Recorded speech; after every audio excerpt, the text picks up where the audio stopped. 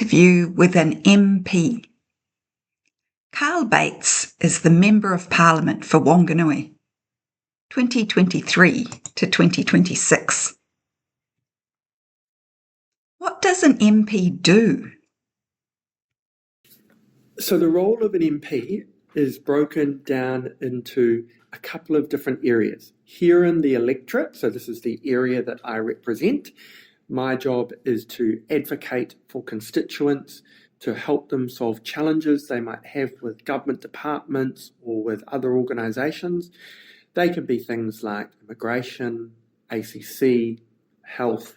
They might be having a challenge to do with something at the hospital, and my team will talk to them and work out whether or not there's a way in which we can advise or facilitate solving the problem.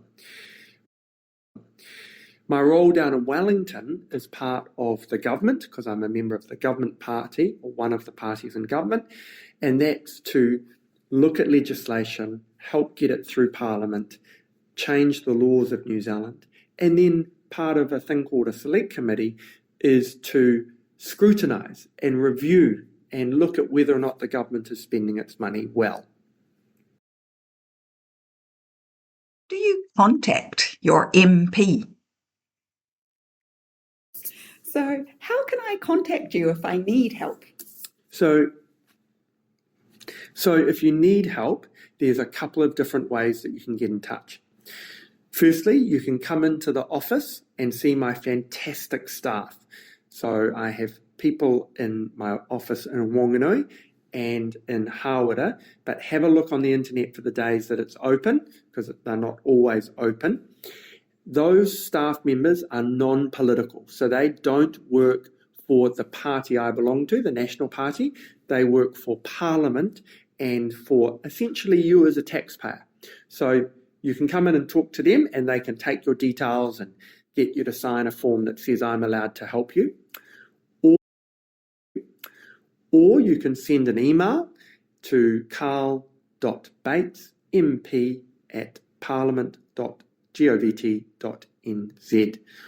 Or you can write me a letter, and here in New Zealand, anyone who writes a letter to a Member of Parliament can send it to Parliament and write free post on it, and the taxpayer pays for that letter to arrive in my letterbox in Wellington at Parliament.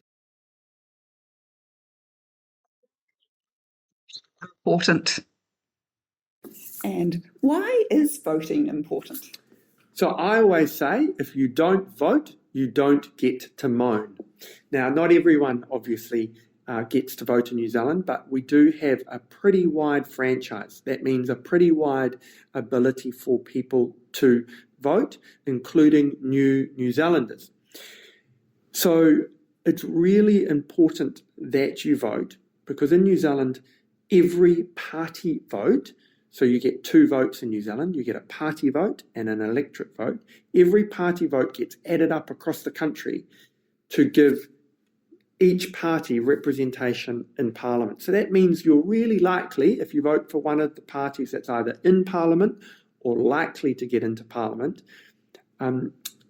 you are really likely to have your voice represented in Wellington. Locally, it's really important for our region to have a strong Member of Parliament who gets to represent our region, and you have the opportunity to help choose who that person is, or say that I'm doing a good job and choose me again. Good luck. That out of it. And how do I know which party is right for me? So if you're thinking about who to vote for the first time, or you're thinking that this time, this election, you might want to change your vote, then what I recommend you do is to sit down and have a look at the values of the parties that you're considering and see if those values align with you. So, for example, I'm a member of the National Party. We have a series of values like strong families and caring communities, like limited government, and we have some others. So you have a look at those, and then maybe look at the policies of the parties and see if those policies, in your view, align with that party's values. You want to check that they actually do what they say, and then that might help you determine who it is which party it is that you want to vote for on the election day. You can also do the same for the local candidates to determine which candidate you want to vote for to be the local Member of Parliament in this electorate, that being the Whanganui electorate. And when you're looking at the local candidates, you might also want to look at what do they do, are they active, do they work hard? And Facebook is a good place to look to see how hard your local Member of Parliament is or isn't working. But what issues are important in this local electorate? So in this local electorate, there are a number of issues that are particularly important. Housing has been a big one, and we've recently had some new housing committed to for Whanganui. Having a focus on law and order is important, and during the last couple of years, we've had the police start to do much more what they call on the beat, so out actually on Victoria Avenue, for example, walking up and down and being visible, and that's been really positive for us. Health is an important issue locally with our hospital, our access to healthcare, particularly with an ageing population as well. What's the population of the Whanganui electorate? So the population is just over 71,000. So the Whanganui electorate for the 2026 election has 72,105 people.